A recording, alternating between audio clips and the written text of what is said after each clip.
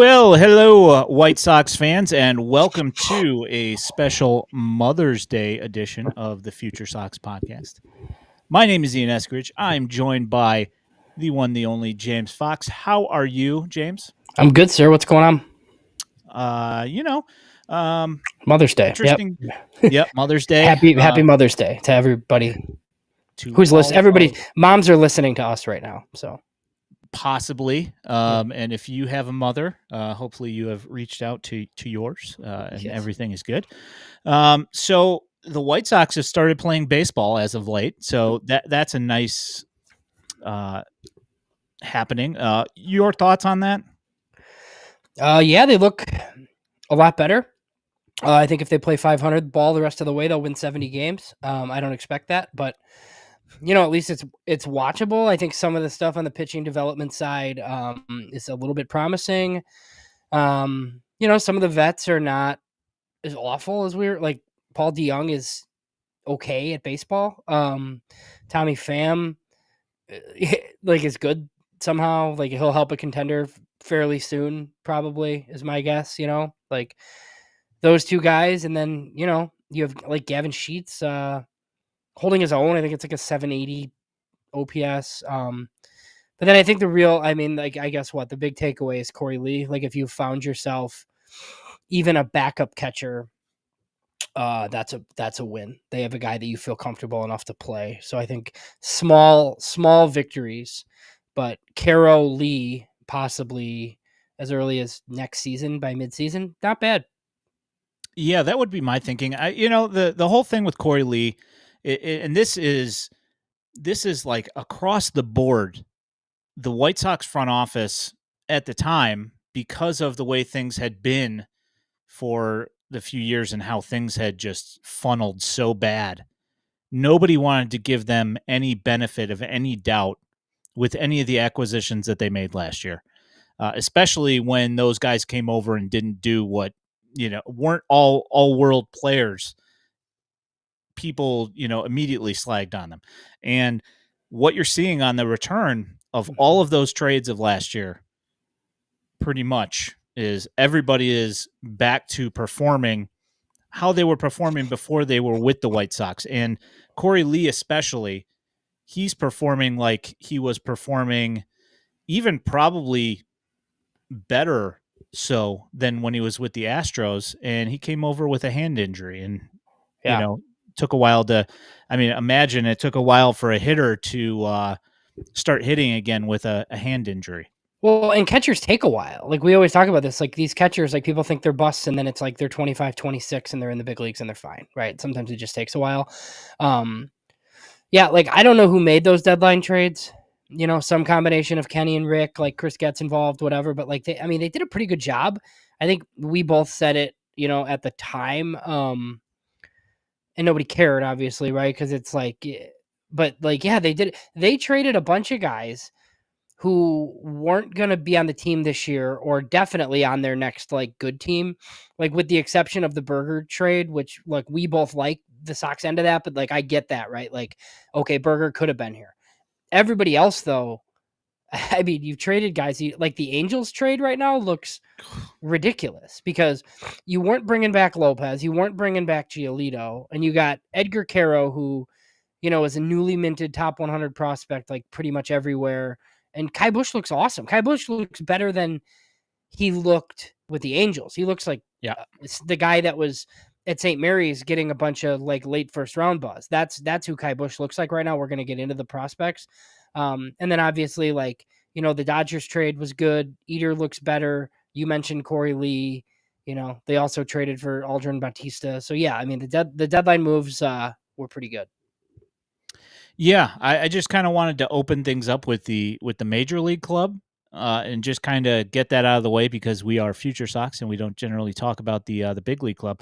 But Brian Ramos, who was one of ours, yeah, we got a guy there. Yes, we have to claim him. We have to because he's been one of the ones that has been marinating in the minor leagues for a few years, and he finally gets called up, and he is holding his own in Chicago with the White Sox, and he's putting together professional at bats. He's playing defense, like how I put out a bunch of tweets showing his defense down in the minors, and he's showing that with the White Sox. I mean, the throws have been a little bit a little bit adventurous over the last couple of games, but for the most part, he's been really a breath of fresh air, especially coming from the development side of the White Sox. Yeah, I mean, we're not used to like the good performances, right? Like I don't think we totally knew what to expect, like because we said it last week. It's not like Brian Ramos was like kicking the door down, right? Like it was a little bit out of necessity because of 40-man stuff. And it's like, okay, we'll let him run with it and see. We talked a little bit off air. Like he is down to a like 76 WRC plus. It's 8 games, but I mean, he looks good at third. He looks like he belongs. I don't see any reason to like send him back, until maybe he starts like really chasing and scuffling, and then maybe you send him to Charlotte.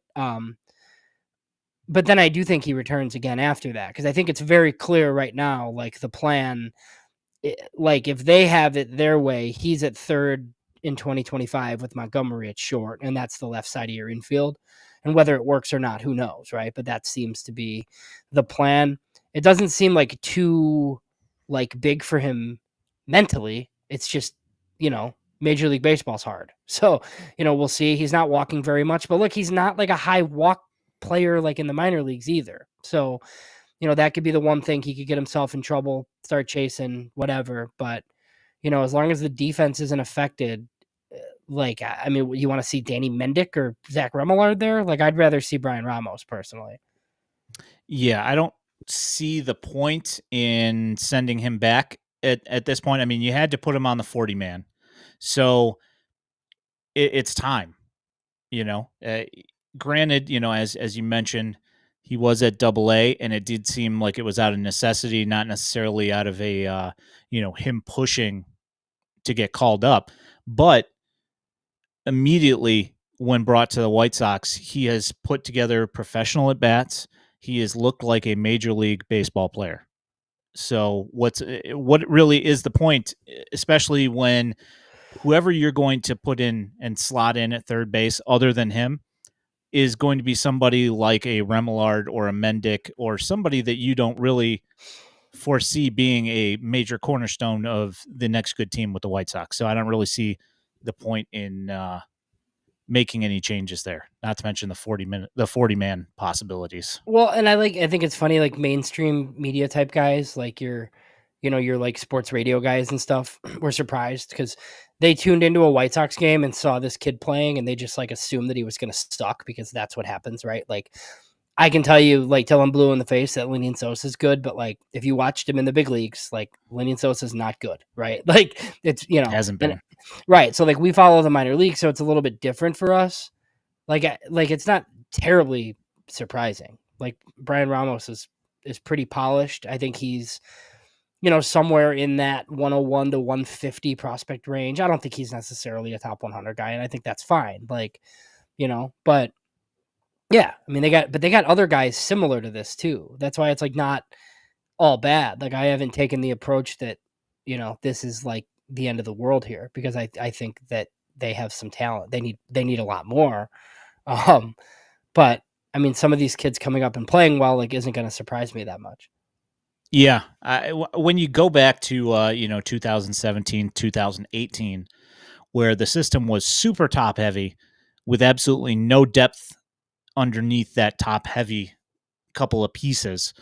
Now you look at it, and there are a couple of top heavy pieces, but there's a lot more depth there. So I think we're going to start seeing some of this talent come up, and I know White Sox fans, you've heard this before. You've heard this dance, but the song and dance before. But the system has produced some fairly decent talent coming up here in the next couple of years. At least that's the way it's projecting right now. So, Yeah, do and you there, want? there'll be more guys coming. I obviously like on the positional side, it's really not much unless they plan on getting pretty aggressive. We're gonna see lots of pitchers though. Yeah, there's so much pitching. Um, Today was not Drew Thorpe's best day. by a long shot. He only made it 2/3 of an inning, which is obviously probably I would have to imagine probably his low mark for his career, his professional career. Um, but all that said, it was missing by small margins. So there's that. But you look at the success across the board for literally almost every other pitcher in the system. Everything is looking up. Even one of the pieces that really intrigued me with the Aaron Bummer trade, being Riley Gowan's. Today he had his best start of his minor league career, and he's Yeah, been yeah, kind of 10 building 10 up to that. strikeouts today, right? Yeah, it's Yeah, pretty over good. 7 innings. Yeah, so it's the uh, longest outing for a dash starter this year, and like you said, 10 strikeouts, and he's kind of been building up to that, and he's looked a lot more comfortable as we've been going on through this season. And there's just from AAA down, there seems to be just plethoras of pitching, Yeah. and I don't know where they're all going to go, but they're all obviously not going to hit, and they're not going to be superstars, but the depth is definitely there, and they look like every single rotation in the White Sox system looks competent.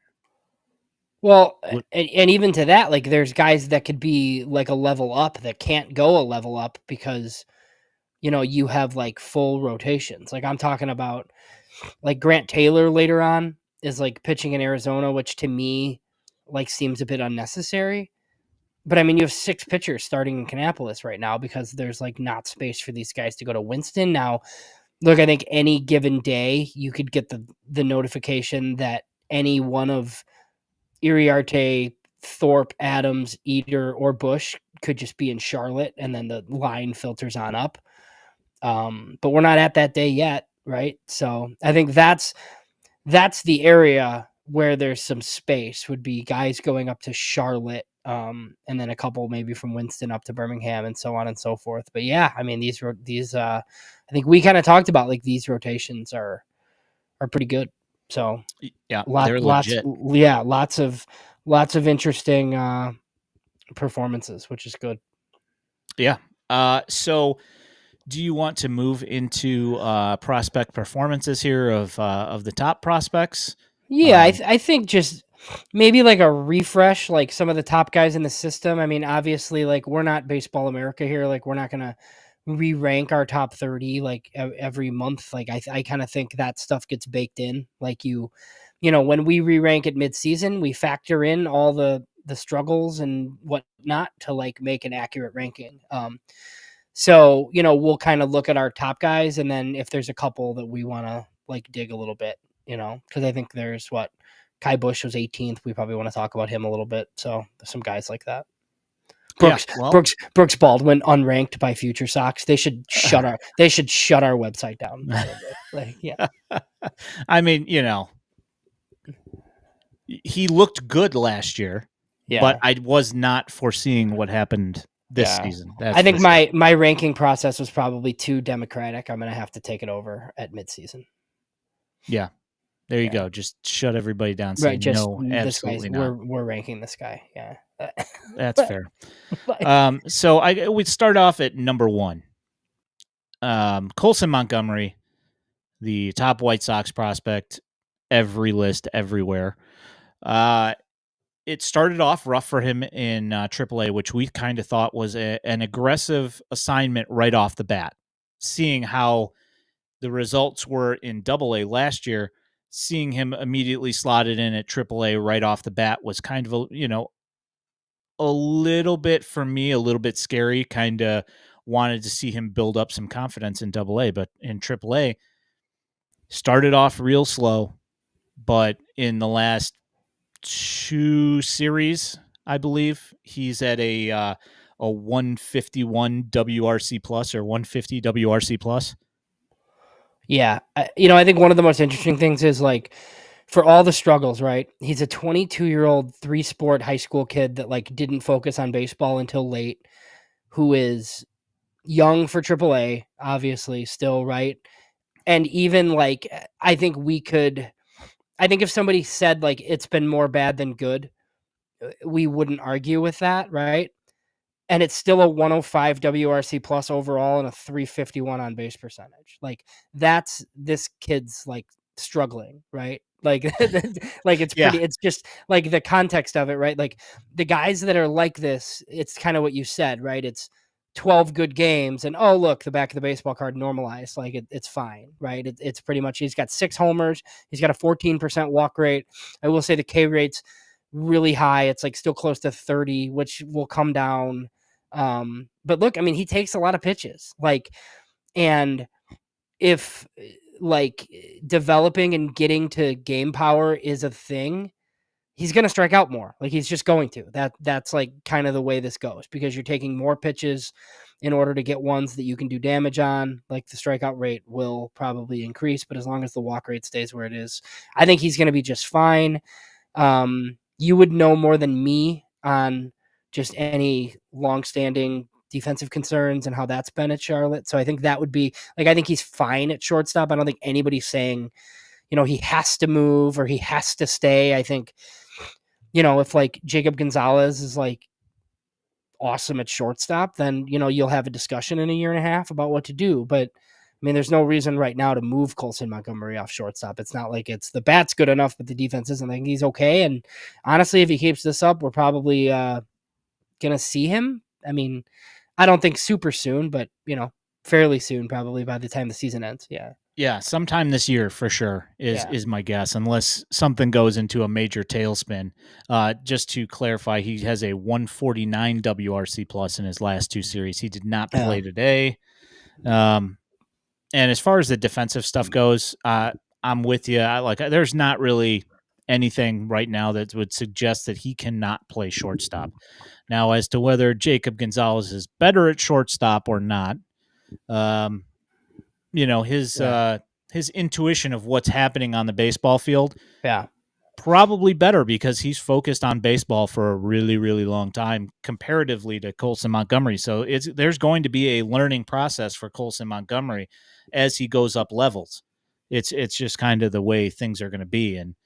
But as far as the athleticism goes, he's definitely solid enough to play shortstop.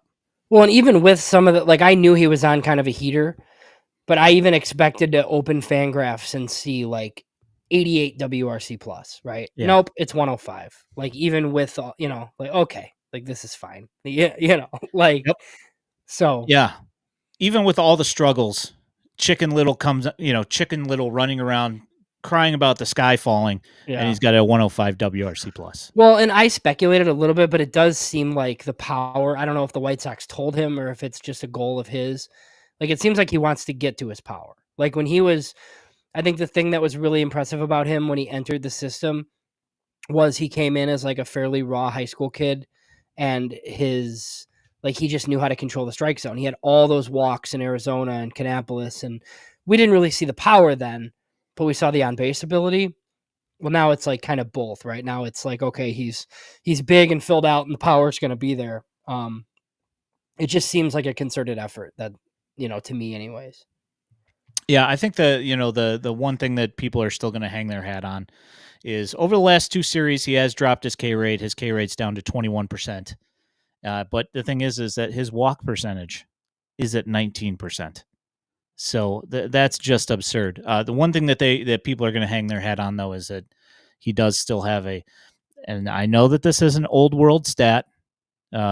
So get out your Amish hat. He's hitting 243. So people are going to still kind of probably fluffer that, 351 on base percentage is the number. I look at the second number. So 100%. I know you do too. I'm just saying. Yeah, he's at 404 in his last 2 series. So that's even better than over the full season. So he's definitely on a heater and he's starting to figure things out. So it's really nice to see. Moving along to the number 2 prospect, the other guy that most people probably want to hear about. Yeah, he's decent. Yeah, no Schultz. So his last start was 4 innings. They've been generally keeping him right around 4 innings for his pitch counts. I want to say he had 4 strikeouts and gave up a run.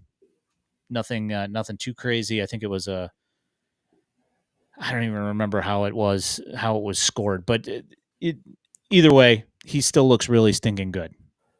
Yeah, like he's got a 211 FIP.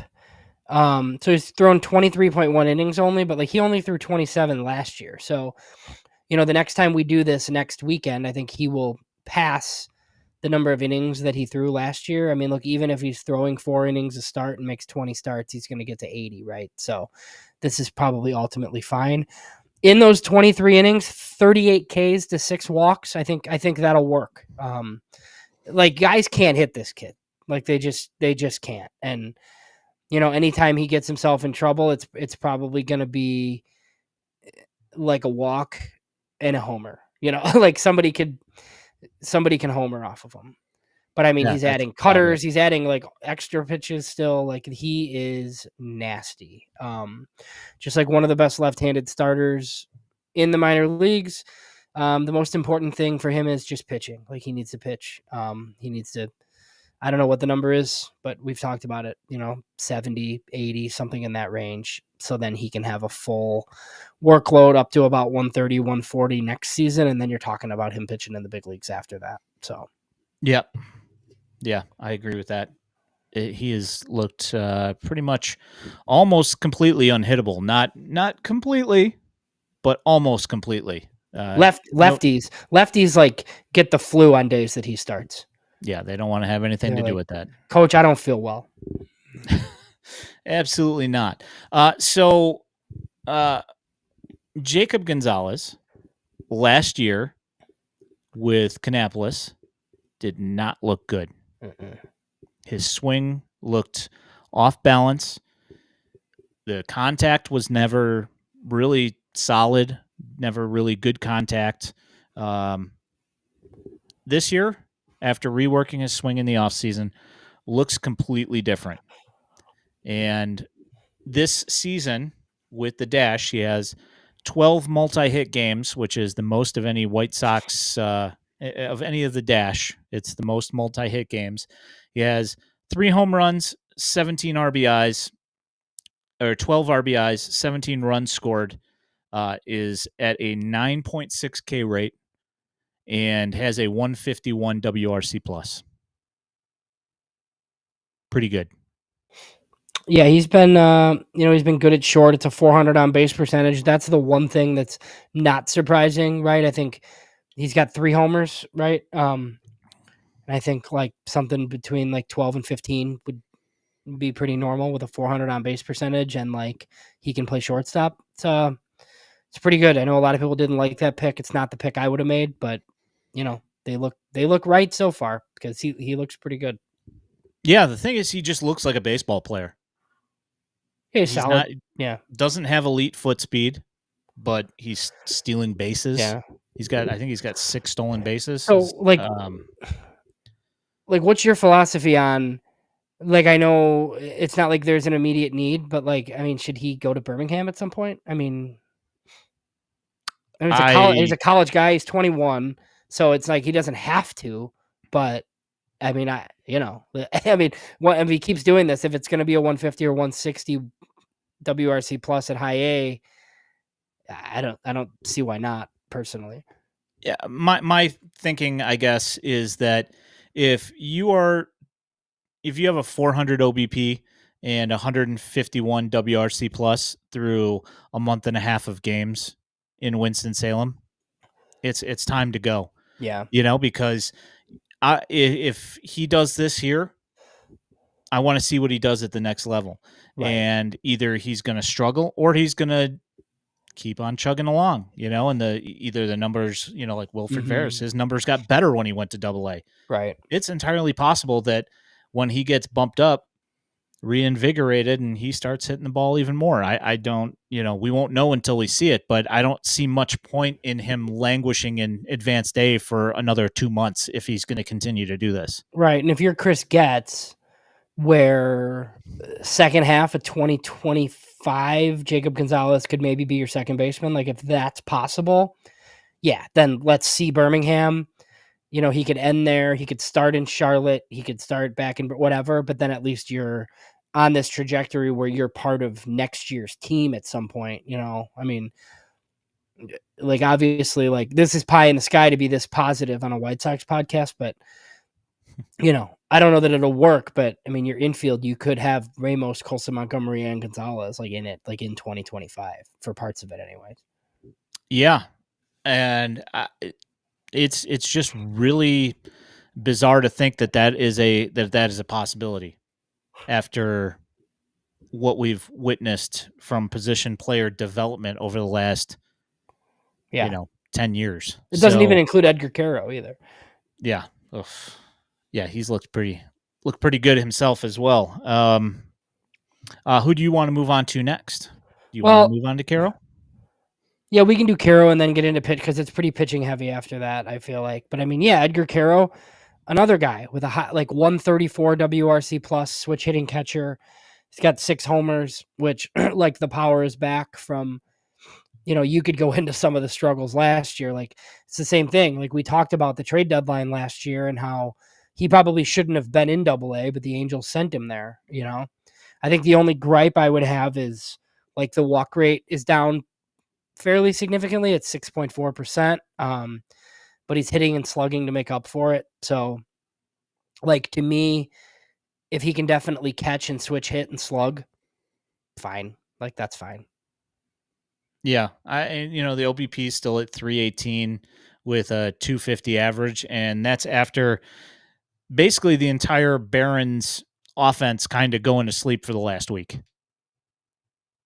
He did, I think he had 3 RBIs today, which I think he had 2 hits earlier today.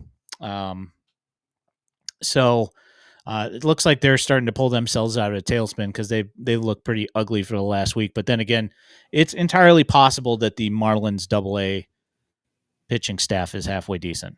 Yeah. It wouldn't be the first time for sure. Yeah, they can't hit, but they can usually pitch pretty well. So, yeah, however we want to rank these, there's like a whole host of like next guys, right? Like we talked about Thorpe a little bit because he struggled today, but coming into today, he had a 101 ERA.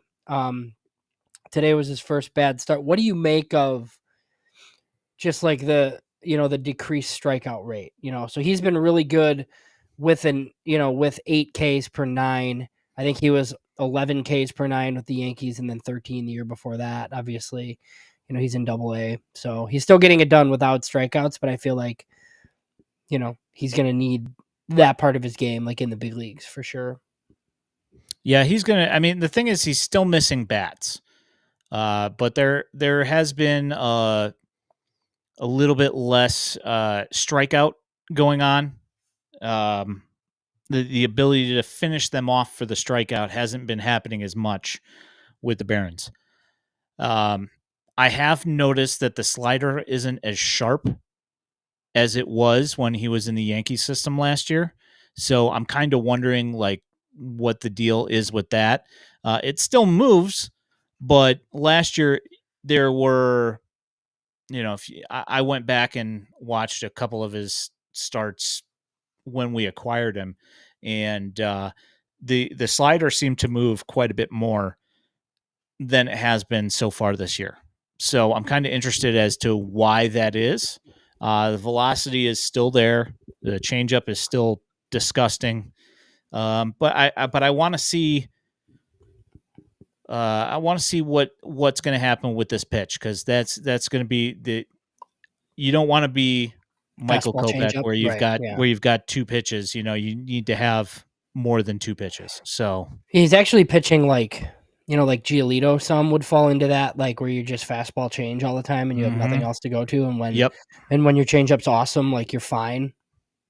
But if it's not, you're throwing 35 pitch first innings. And I will say you didn't touch on this, but we talked about it earlier just with his start today. Like this happens in the big leagues.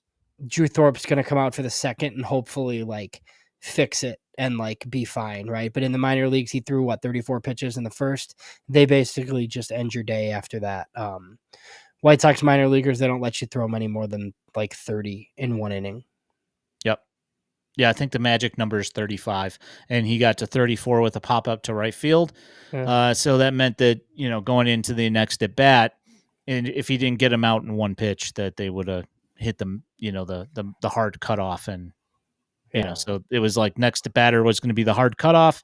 Yeah. So that was pretty much it for him. So Well, I'm interested. I think it's interesting that they're still doing that under Bannister. Not that it's wrong. It might be fine, right? I just, now you have like new pitching development people, like in theory, and they're still doing this. So okay, like maybe that's like a thing, and it's fine. I mean, it seems to be kind of the thing across minor league baseball in general. I think that they, when you have a high stress inning, Right. they would rather err on the side of caution and not damage an arm by having them go 45 pitches in one inning. Yeah. Just, on principle, it doesn't make a whole lot of sense down in the minor leagues because you don't want to waste bullets down in the minor leagues, and B, you don't want to get them injured by overextending them either, Yeah, and he'll just make up the pitches on like a side day or a bullpen or something, which is Yep, fine. 100%. Yeah, I'm sure Yeah. he probably went and threw some pitches down in the bullpen after that whole thing. Obviously, Yeah. I can't see, and it was a visiting broadcast, so I definitely couldn't see anything that the Barons were doing because that broadcast is pretty rough. So Yeah. when it comes to Barons, anyway. Right. So some of the names that we wrote down, I mean, obviously, like we'll get into Jairo Iriarte and Jake Eater. I think we'd be remiss to not at least mention, like, obviously Jonathan Cannon and Nick Nastrini are wasting away in Charlotte, kind of.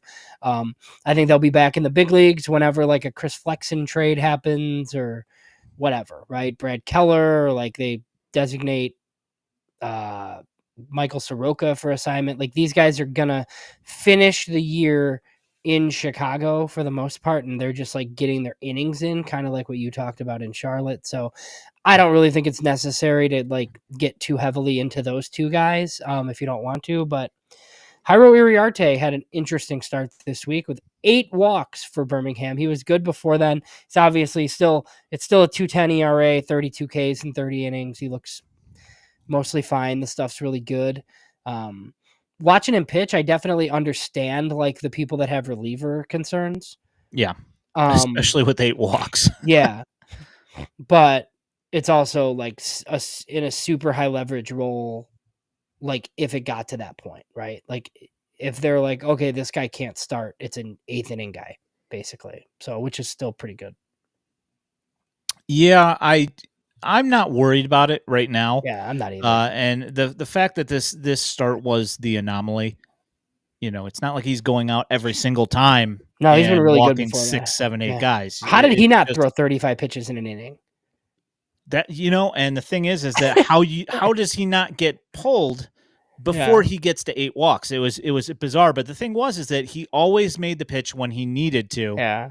And got out of any like major jams that he put himself into, because he did put himself into jams a lot that game, as you would imagine, with 8 walks. So it's like he's screwing around and loading the bases on purpose. Like it's like, what are we doing here, man? Like, yeah, I don't know. Yeah, I mean, at that point, if you want to put yourself in that situation, just automatically do it so you keep your pitches. Yeah. But yeah, really, it was a very bizarre start. And I'm sitting here watching it. I'm like, he just walked another guy. He just walked another guy. And I'm like, what is going on here? And then he'd get himself out of it. So I have no idea what the deal was this particular week. And the thing is that it wasn't consistently terrible pitches.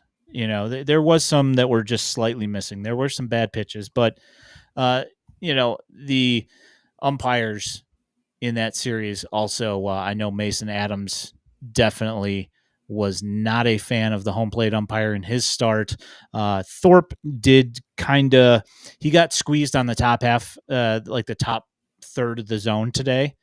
And part of the problem is that where the pitches were being asked to be delivered, he was not hitting his spots. He was missing by like 2 feet. But technically, yes, if you look at the strike zone, they are technically still strikes, but they were so far away from where they were being asked for that, that eye level change for the umpire it wasn't working out. So, yeah. So, there's a couple other guys. Jake Eater seems to be back closer to what he was with the Marlins, 2.17 ERA.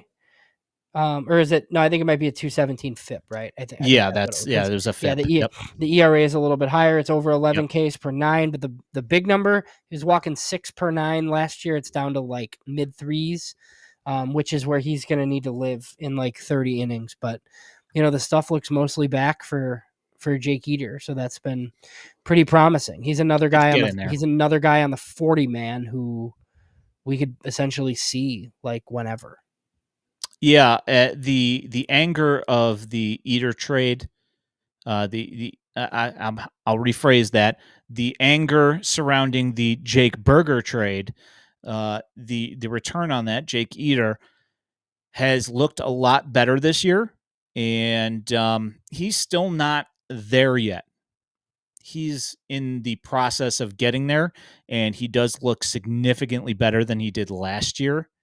But he's still working back into being what he was pre TJ. He's not at a finished product status, I wouldn't say right now, but he's on his way there. I can see where he's headed. I can see where things are going here, and it looks like things are trending in a very good direction. Yep. So yeah, that whole rotation, and I know like Mason Adams has been good, and then Kai Bush looks like a completely different guy. So there was a lot of buzz about Kai Bush his last year at St. Mary's.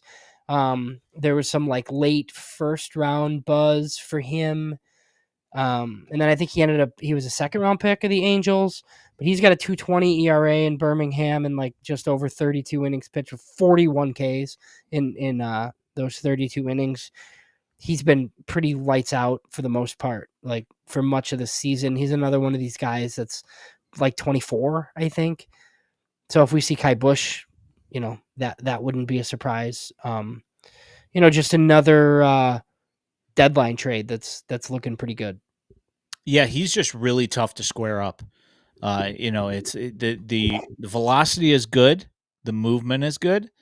For whatever reason, the batters just can't seem to square him up very well, and yeah, night and day difference. But again, when I point at the fact that the White Sox fans don't want to give the front office their flowers, so to speak, about those trades, him and Eder were like the two big ones where nobody wanted to hear anything about the fact that, well, they're both coming off of injury. So you probably want to give this some time to work itself out. Kai Bush back from a lat injury. Yes, technically he was healthy last year, but he wasn't where, you know, you know, in his mechanics and everything, he wasn't back to normal. Now he's back to normal. Looks fantastic. So Yeah, it's and there's some guys that we didn't really have ranked in the top portion of this, but like Brooks Baldwin has performed all year. Wilfred Veras has pretty much performed all year. Both guys in Birmingham, which is interesting. We didn't really get into Peyton Paulette. He's had some struggles. The strikeout rate's really good. I don't know that the stuff's all the way back, but there's some issues there, but he is striking guys out and he's not walking as many, I feel like, right? So yeah, his velocity is not back yet. yeah, He's yeah, still running around like 95, 96, yeah. where at when he was in college, he Arkansas, was hitting yeah, Arkansas, 99. yeah, Yeah. Yep. right. So one guy where that's like been the opposite is Grant Taylor.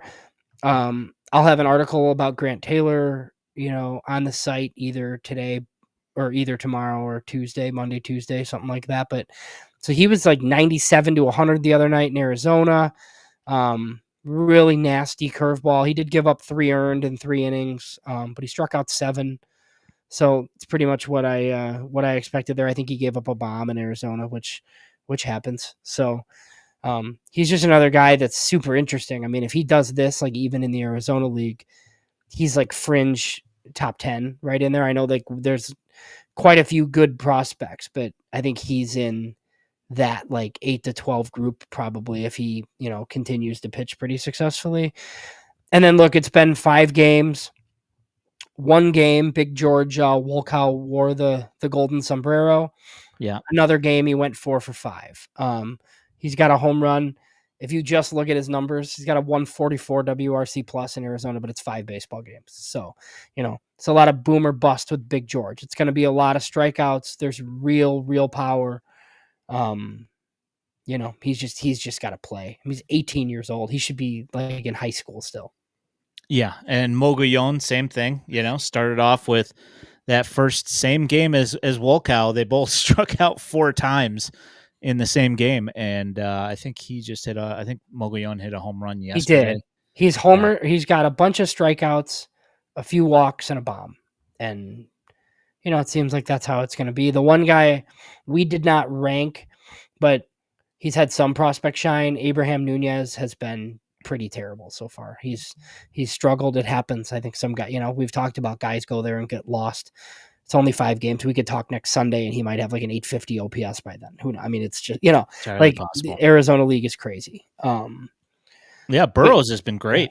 Really good. So far. He looks really, really good. So, and honestly, he probably should be in Canny, but that's fine. Like, get him the success, like where he is, and then kind of go from there. There's some interesting pitching in Arizona, but these guys are throwing 3 or 4 innings at a time. I don't know. Like, I like Opper, and I don't think Matthias Lacombe is thrown yet. So maybe that's tonight if they're playing, but we'll see. I feel like maybe they're off. They're off Sundays, and then they'll play tomorrow. So we'll have a game tomorrow because it'll be ACL. Right, yeah. But so we'll see. Anybody else we forgot that is pressing? I mean, obviously, like, we didn't really get into Mason Adams. He's just another guy that could move quick. But I feel like there's a lot of the other night. There's a lot of guys in the middle of this system, right? Like, I feel like we shortchange Aldrin Bautista a little bit. Like, we don't get to him, but I mean, like, he's one of the pitchers in Canny. Corella looked amazing this week. Yeah, as well. Corella did look really good. I think who's the 3rd rounder? Seth Keener's probably his stuff's like probably a little too good for low A, but I mean, Lucas Gordon looked good. Yeah, Lucas Gordon, who's a guy that's like not even ranked for us as a back end lefty, who we kind of said like we expected this. Like he's a soft toss and lefty that really knows how to pitch. Those guys fare well in low A Kannapolis, like against teenagers for the most part. And then I think maybe the most troublesome so far, like he's only 19, but Samuel Zavala struggles in high A, not great. It's strikeouts, like it's no walks. He's not really hitting at all. And he did struggle in high A, briefly with San Diego too. So, you just hope that he's still young. So I don't know if like a move to low A helps or if you just kind of let him get through it. Wes Kath lived this last year, Sure life, did. He wore it for an entire season. And now he's out kind of on the other side of it. So, we'll see how it goes for Samuel Zavala. But regardless, the first 2 pieces of that trade were pretty good. Yeah, and the defense, I mean, his defense has looked pretty stinking good. So, I'm not going to complain about Zavala. It's kind of one of those things where I see the potential there. Yeah. It's just, there's been a lot of contact. So he's not, he's striking out at a decent clip as well, but the balls just haven't been falling for him when he does hit it. So, I'm not really worried about it. We come back and revisit this in late July and he's still batting 185. Then we'll have this conversation again. So I know you, sorry, were you going to go ahead? I was just going to mention, that, there are some other interesting developments, like I mentioned Riley Gowans earlier, that he was fantastic. And then you got Jake Bockenstead with the Cannonballers, which he's looked fantastic as well. I mean, there's guys just popping up out of nowhere, guys that you are not looking to get these kind of performances from, and they're just performing and they're striking guys out and they're just getting outs and just generating and churning innings, It's really, really nice to see. That's all. Well, like the pitching development seems to be in a pretty good spot. So, yeah. Like speaking of pitching development, and I know we were going to get into this a little bit, get ready because the White Sox made their first trade. It kind of came out of nowhere because I was like, wait, they traded Robbie Grossman back to Texas where he was. That's kind of weird, right? And then you look at the prospect they got for him and it's like a guy that's good, which was even more surprising, the whole thing. So I guess, first of all, can you say that guy's name for everyone? And second of all, It's like he's pretty good, right? You can just talk about how good he, yeah, like the guy that they actually got for Robbie Grossman. Yeah, so it's Anthony Hoopi Tuiaonatoa, I Tui think. Oh, yeah, Yeah, okay. it's like Tuiaonatoa He needs or something. Yeah, it's he tough. needs a nickname. Yeah, well, his nickname is Bubba.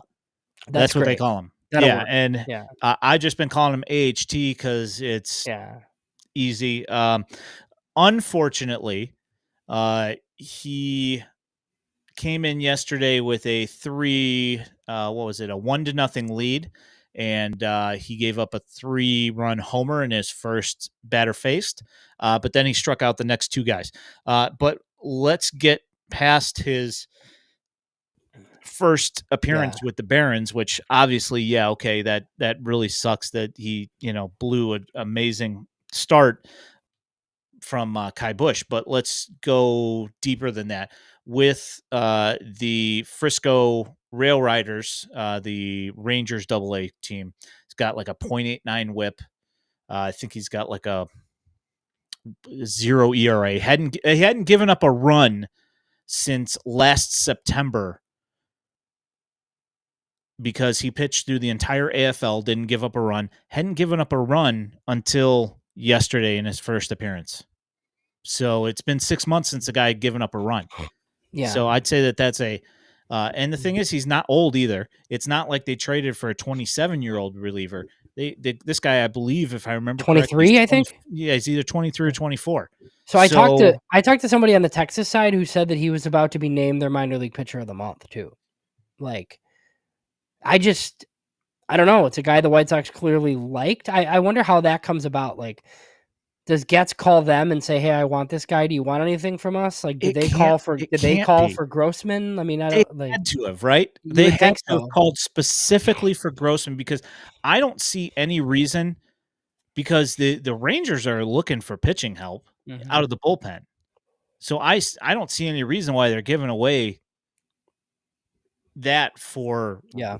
Robbie Grossman. Well, I will say Grossman's got like a 950 OPS against lefties. So maybe it's like one specific skill that their big league team needs. I know I heard Jim Callis on local radio this week kind of said the Rangers have a glut of like close to the big leagues relievers.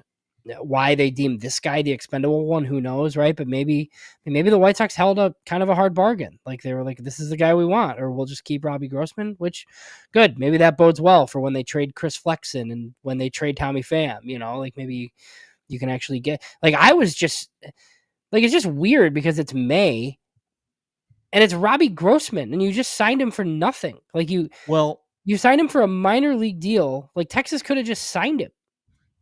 yeah, no, they could have, but the thing is that they the same day that they put Wyatt Langford Mm-hmm. on the IL is the day that they made the trade. Yeah. So I think that's what it is. But the thing I really don't get is why not try and sign anybody else instead of giving up a guy who's got a .89 whip and hasn't given up a run in 6 months. Like when I saw that trade, I was like, what just happened here? I have no idea why Yeah. Texas would make that trade unless they think that Robbie Grossman is the He's the you straw that know stirs the drink, baby. That's what it is. Yeah. culture. Yeah. He's a real good clubhouse guy, Well, that's and what he's going Grifol to said. change He everything. made an impact on our guys when he was here for 2 weeks. Fair enough. Fine. Yeah. Did See you you later. were you familiar with the guy when you saw the name? Yes, because he was in. I watched him pitch in the fall league last year. I think it was only his second year Yeah. in organized He's baseball. had some injuries too. Yeah. Yeah, and like I watched him through the fall league, And he was sorry. and He was another like pandemic. He was really affected by the pandemic. I think he didn't pitch and then he was hurt or whatever. There's a lot of guys like yeah, this, but yeah. yeah, it's unfortunate that the pandemic / lockdown like kind of screwed so many guys out of developmental years and just playing time, but yeah, I watched him in the fall league last year and he was awesome. And when we made the trade, I was just like, wow, I can't believe that we Yeah. just got this guy for Robbie Grossman. You're like, What what's the other is going what you're on like, here? what else are they giving up? Grossman Yeah, and a prospect of some sort for this guy, like, yeah, and it wasn't. It was just 1 for 1. The Sox didn't break the trade. I think it was I don't know who maybe it was Passon or somebody I saw first. I was on a field trip. I went to, you know, Morton West High School with some 8th graders and looked at my phone on the bus and I was like, "Oh, trade season has begun." And obviously like the Marlins got us rolling with their Luis Arias deal. There's been stuff in Bob Nightingale columns. I always pay attention to Bobby. So, he kind of listed some of the names that the White Sox would trade last week, which look, nothing terribly surprising. Eloy Jimenez, all the stopgap type of guys, I think they do. I reported something a little bit earlier, and I didn't like put a report. Like I said, I've heard, I didn't source it or anything, but like, I've heard from multiple people, like, and Steve Stone kind of alluded to it on 670 this week. Like when you're in the White Sox position, like you're in a position to listen to everything. Like I don't think there's any untouchables. They're gonna make a lot of trades. I don't think that means that like all of a sudden they're trading Luis Robert, but I think we're gonna have these tough conversations. Like when he comes back and this winter when he has 3 years left on his deal, like if your owner is not willing to spend a ton of money and there's nothing to spend the money on and you can get a Juan Soto trade package, like I think they're going to think about it. But, I think some people looked at my tweet and they were like, "Oh, trading Luis Robert would be stupid." Like, yeah, I kind of agree. I think if they traded Luis Robert, like they're going to get so much in return that, we wouldn't hate it. I think there's like 5 teams in baseball that could even make the trade. And those 5 teams probably don't want to. Like that's how many prospects it would take. So look, yeah, while I think they would consider it because Chris Getz is in a position to like set the team up over the next 10 years instead of the next 2, I don't really see that as likely.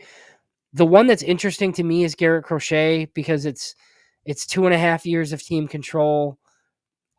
I don't know that they can get good enough next year. So I don't think there's any reason to like rush out and trade him either.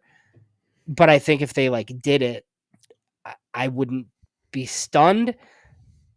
And then here before you like chime in here, like, and then Fetty at this point, like we've gone back and forth on Fetty. Like I kind of had the epiphany this week that he's like a Scott Boras guy and he's not going to be interested in any sort of short-term thing. Like I would be fine adding like 3 years onto Eric Fetty's deal. I think Bannister found something. They unearthed a guy that's like at least a number 4 starter in the big leagues. So like if you could keep that guy, that'd be great. I think they're going to be in a position where contenders are going to come calling in the next 6 to 8 weeks, and they'll get enough to just deal him, and Thorpe or somebody will take over for him, and they'll probably trade Eric Fetty, in my opinion. yeah. I kind of agree with that.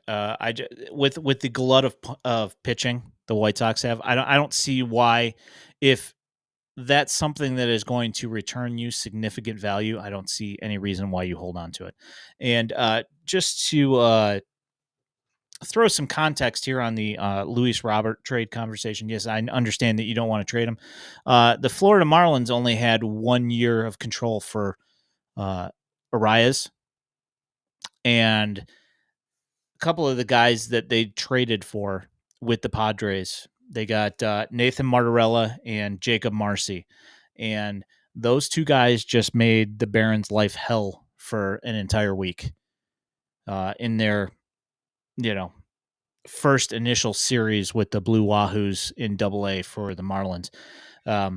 These are the kind of things that GMs do that remake clubs, that makes the team so much better over years. This is this was a no-brainer. The team's going nowhere. You got the guy for a couple of years. You get as much as you can back. Although we did see that tweet about the where are they now for which trade? Oh yeah, the one to the Brewers for Yelich was awful. Yes, that And then one. even like the Stanton one was bad, but Stanton was owed so much money that you were going to make a bad trade. The Yeah. Yelich one, Oof. oh, Yeah, it's brutal. I mean, I never was a fan of Lewis Brinson. He was rumored a lot. I was He was yeah, rumored a lot in trade talks for like Jose Quintana, and I was like, yeah, no, I'm not interested. And me you're either. like all defense athletes that like can't get on base. Yeah, that's bad. So yeah, no, and look, I don't think that's happening. Like I don't either. if they even considered trading Luis Robert, it is going to be an absolute ton because look, what did we talk about earlier? Like we said, like if this thing is trending in a direction where it's Caro and Lee with Montgomery, Ramos, the possibility of Gonzalez, and that doesn't mean that all these guys are going to hit, right? But at least you're like young and interesting. You could just keep Luis Robert in center field with those guys. Like you don't have to trade this person, but if you can get 5 prospects and remake your team, like look at the Nationals right now, right? Like the Nationals haul for Juan Soto James Woods. is great, but like it Yeah, should be because they freaking traded Juan Soto, you know, true. like and Mackenzie Gore's back. They did some good scouting there. And then Abrams obviously like looks like one of the better young shortstops in the National League. So, you know, if you can get that, then I'm all for it, but they won't do it if they can't get that. The other thing, like, you know, I think we're going to see a lot of these 1-year guys like Tommy Pham will get spun for something and we'll be on this podcast telling people about like the AA bullpen arm that they get in return. That's interesting. Right. But I think this version of Michael Kopech is going to bring back quite a bit. Like I think that we've seen Michael Kopech and maybe like White Sox fans are like waiting for the other shoe to drop or like for his 5 walk inning or whatever. But there are teams that just don't care about the wildness. All they care about is the Ks and the stuff, and they think they can fix command. Your Phillies, the Rays, the Dodgers, even the Cubs to an extent would just say, whatever, give me a year and a half of that guy that throws that hard, and like we can, you know, make it so some of his issues like aren't really issues for us. I think when Kopech goes, I think people are going to kind of be surprised what they get back. Yeah, I agree with that. They're gonna get something fairly decent back in return for that. Something that Mm. we don't Yeah. necessarily see at this point. They are? Is it on South, let me guess. Southside Showdown or what's the other one? Sports Mockery? It's probably Sports Mockery would be my guess. Hmm, yeah, I have not seen it. I haven't broken anything. That was a minor part of that. And I think my tweet was very like it said nobody's off limits. Because nobody is. Like Yep, you can't be. They have what do they have 12 wins? They're 12-29. I don't think oh yeah, that they're makes sense. back. I don't know if you knew this, but Yeah, in the yeah, last 16 games, they've got a better record than the team on the other side of town. So yeah, hold your tongue, sir. yeah, that's true. All right. That's fine. They're back. I'm in. Yeesh. No, it's ugly. Yeah, that okay. Well, I'm not that surprised, I guess, by that. Yeah, I But don't know. I like I like creating content for people. That's fine. What is going on here? Go away. There we go. But who do you Uh, think who do you think is the next one? Is it Flexen because Bob mentioned him? Like a random Wednesday well, I mean, because you 10:28 a.m. mentioned, trade? yeah, Yeah, because it's yeah. like a really weird thing to Yeah, yeah, it's just very tweet out. strange. Yes. Yeah, that's kind of bizarre. And like the thing, and like when they signed him, and when I heard Ethan Katz, Ethan Katz did an interview with our Chuck, and they were talking about how he had tried to incorporate a sweeper into his arsenal, and that they felt that the east west motion of the pitch screwed up everything that he did really well, which is the north south thing, and that they were going to fix that. So it really doesn't surprise me that they've made him pseudo effective again, and Yeah. I wouldn't be surprised if he's back to 2021 flexing and it looks halfway decent for the rest of the year. Well, and it's But also he was Colorado, right? Which does not help. So that's never a good thing for any pitcher. Like you have to have like very, very good swing and miss stuff, and it has to be all the time Yeah. to be good there. I never looked, like, was he bad for Seattle at the end, or did they trade him to Colorado? Yeah, so the last year that he was with them, he was not great, if I remember correctly. It's been since we picked him up since I've And looked at then he those signed stats. with Colorado, and it wasn't Yeah, great, and then I yeah. mean, they signed him for $1,000,000, and that's why, like, I didn't look at it, and I don't have it in front of me, and Bob said, like, he called him a hot commodity, but I think it's mostly because he's, like, a back-end starter making $1,000,000. That's why. It's because all your luxury tax teams and stuff that might have pitching issues would throw you, like, a back-end top 30 guy for him, and if that's the case, the White Sox should do it as soon as possible because he could turn back into bad Chris Flexen at any moment's notice, I feel like.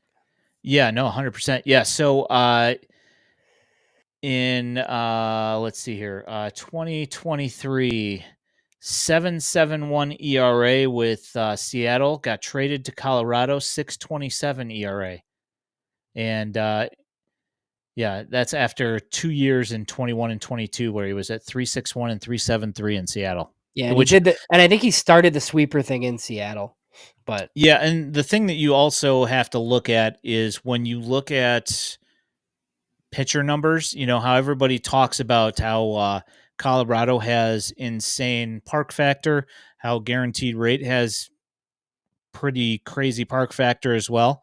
Seattle has it in the opposite direction. So everybody that pitches there generally tends to look a little bit better. So well, that's why I think people were worried a little bit about Robbie Ray, and obviously they traded him to the Giants. I don't even think he's pitching yet, right? Because he was hurt because yeah, TJ. he's out, yeah. So, Yeah. yeah, so Seattle's TJ in always tight pants, it's always kinda yeah, I remember that. That was so can you imagine him in these Nike pants? My goodness Oh gracious. man, you'd be able to see his internal organs. Yeah, my goodness. Mm, Yikes.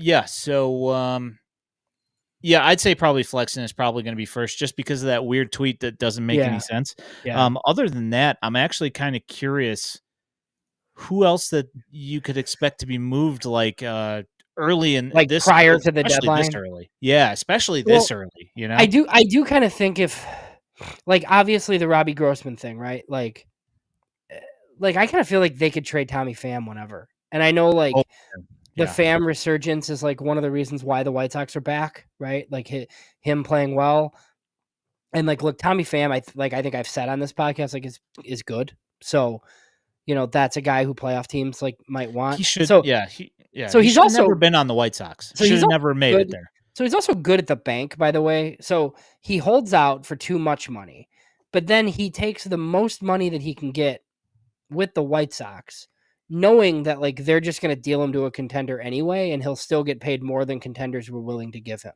So, good on him, but, I mean, that's the same thing, like, we could be at work at any point, and there's just a random White Sox deal at 10 o'clock in the morning, and, like, what Yeah. like, because we 100%. have so many guys that they're just gonna okay, because, like, you just open up a spot for a guy, like, not Oscar Colas, we'll probably never see him again as long as Pedro's here, but, Hit a home you run know today.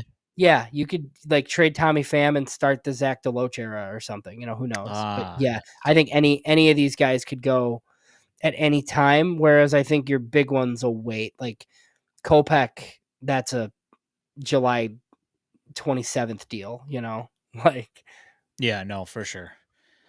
Yeah, that'll be one of those things where Chris Getz can like really take somebody behind the woodshed and get some yeah. really good value for something like that. Mhm. But yeah, Tommy Pham could be one of those things that you just like exactly with the Grossman thing. I was in the chiropractor. I came out of the chiropractor. I see the trade. I'm like, what the Yep. heck's going on here? And that's exactly what You thought what you we were should be looking you at. thought you were loopy, you thought it was fake, like, you're What like, is going on here? yeah. Why would you do that? I don't know, but hey, you take that kind of thing.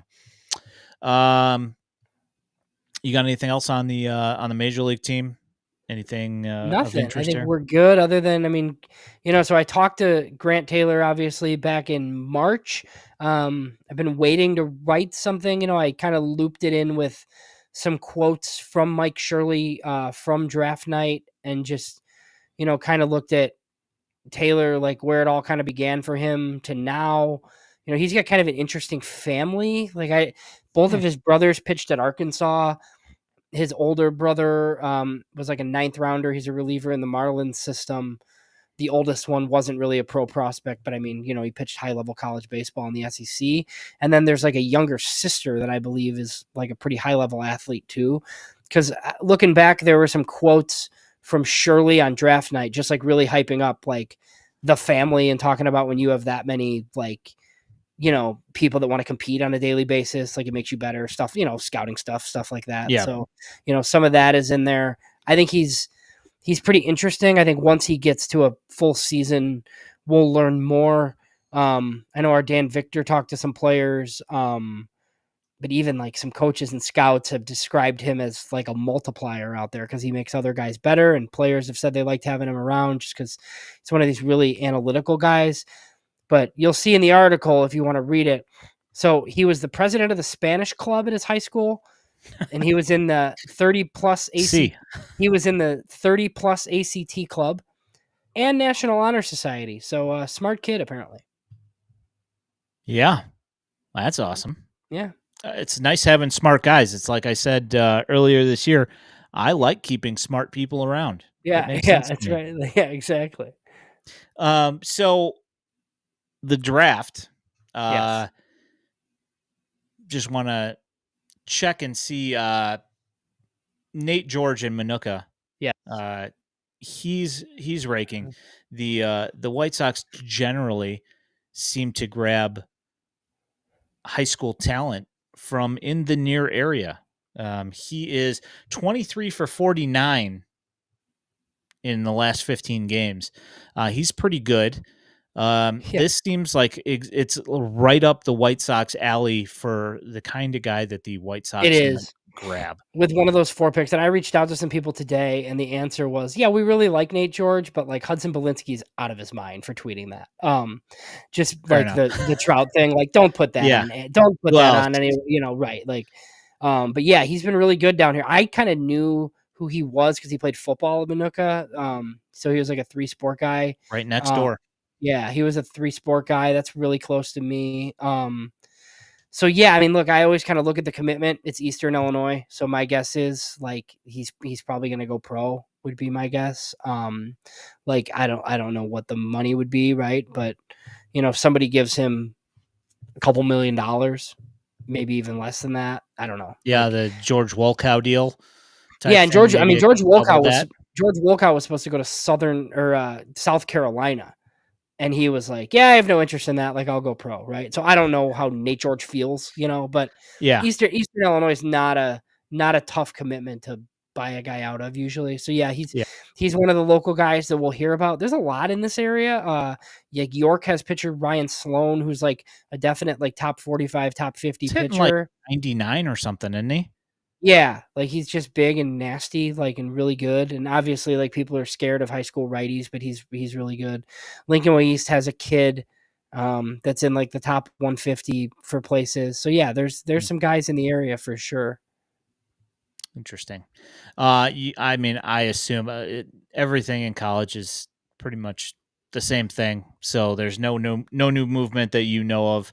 Not really any. No, and it's like 9. So it's like those 2 high school guys, and then like the 7 college guys are like everybody's like top 9 or so, and the order will be determined by money. So that's fun. I think there was a mock. We hadn't talked. Kylie McDaniel had a mock, I think, and he had Bazana 1, which is what we had speculated. I mean, he fits the Cleveland profile to a T, and they might be able to save a little. And then he kind of put in there that Charlie Condon doesn't get past 2. So, so then he'll be off the board. He linked Nick Kurtz to Oakland at 4. Wow. I believe he had the White Sox taking Hagen Smith, but he did mention like the prep interest, like along with that. So, Hagen Smith. Yeah, I mean, that's the guy who we talked about that with Callis that we would be interested in grabbing. Being left-handed and all that. That would be sure. nice. And I do think like we have a ways to go, but at this point, if it's not one of those 2 pitchers or one of those 2 prep guys, I'd be a little bit surprised. Like if it's just like one of the even like a Braden Montgomery who I kind of like, That would just like surprise me because I think they'd like to go high school and save a little bit or take the best arm in the draft. So we'll see. I might change my mind 5 more times. So Well, I mean, we still have what 2 months until draft time. So yeah, 8 or 9 shows probably, and we'll have some guests. So yeah, once we get closer to it. all right then. You got anything else for this week? No, I think we're all good. I'll get All back righty. to angering White Sox fans on Twitter and having articles written about my thoughts. So that's good. Good. I like seeing that as well. It makes me laugh. Just tag. They should tag me though, because I didn't see it. So Yeah, that's fair. If you're gonna subtweet slash sub article yeah, somebody, you should at least let them know that you're doing it. yeah. Um, I'll get a text tomorrow from that's like, hey, my buddy said that you said that the White Sox were trading Luis Robert. I'll be like, I did not say that, but okay. yeah. That's, FutureSox.net. You can find all of our written content. You can find the aforementioned Grant Taylor interview slash article that James will be putting out. Should be coming out tomorrow or Tuesday. You can find that there. You could also find a link for our Patreon where you can subscribe to us and support all of the work that we do. If you are listening to this in podcast form, know that on Sunday nights at 8 p.m., James and I are on YouTube and on Twitch. So you can watch this live, and we do have video highlights here and there. You can find this podcast anywhere that you are looking for podcasts. My name is Ian Eskridge at Daily White Sox. He is James Fox at JamesFox917. We appreciate all of your time. We thank you guys for coming in and hanging out. And you can also go on to our YouTube page and find all of the nightly starting pitching that all the highlights for all that stuff. I post that stuff every night that there's games. So we skip Monday nights, but Tuesday through Sunday, you can always find all the home runs and all the strikeouts from starting pitching on our YouTube. We appreciate you guys so much. You guys have a great night, and we will talk to you guys next week on Sunday at 8 p.m. Thank you so much. Have a great night. Thanks. Bye.